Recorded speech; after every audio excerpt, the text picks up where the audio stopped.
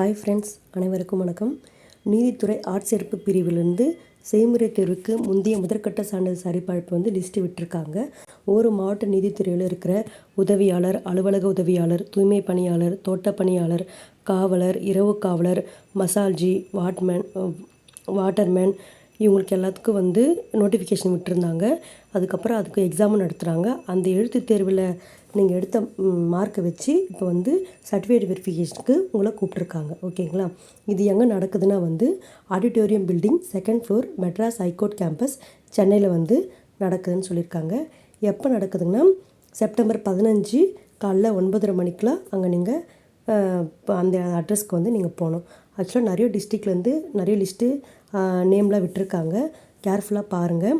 சென்னை, அதுக்கப்புறம் திண்டுக்கல், ஈரோடு, காஞ்சிபுரம், இந்த மாதிரி மதுரை, இதெல்லாம் நிறைய லிஸ்ட்டு விட்டுருக்காங்க.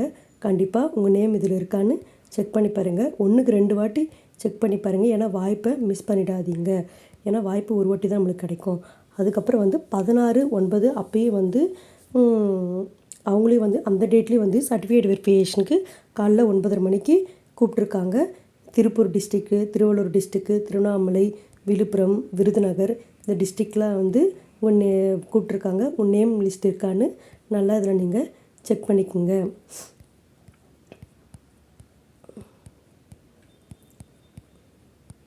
அதுக்கப்புறம் ஃபஸ்ட்டு 14/7/2025 18/7/2025 ஃபஸ்ட்டு சான்றிதழ் சரிபார்ப்புக்கு இது பண்ணியிருந்தாங்க. அப்போ நிறைய பேருக்கு எஸ்எம்எஸ் அவங்களுக்கு ரீச் ஆகலை, அவங்களுக்கு போய் சேரலை. அதனால் மறுபடியும் அவங்களுக்கு ஒரு வாய்ப்பு கொடுத்துருக்காங்க. அது எப்போ நடக்குதுன்னா 17/9/2025 காலைல 9:30 மணிக்கு நடக்குது. மறுபடியும் கூப்பிட்ருக்காங்க. இன்னொரு வாய்ப்பு உங்களுக்கு கொடுத்துருக்காங்க. தயவு செஞ்சு மிஸ் பண்ணிடாதீங்க. உங்கள் நேம் இருக்கான்னு செக் பண்ணிக்கோங்க.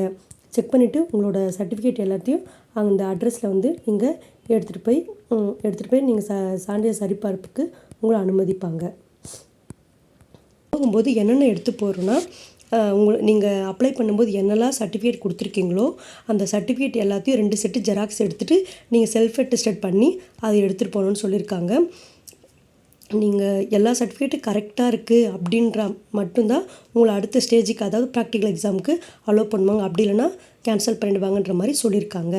நல்லா செக் பண்ணிக்கோங்க. உங்கள் நேம் இருக்கான்னு பார்த்துட்டு நீங்கள் அடுத்த சர்டிஃபிகேட்லாம் ரெடி பண்ணி வச்சுக்கோங்க.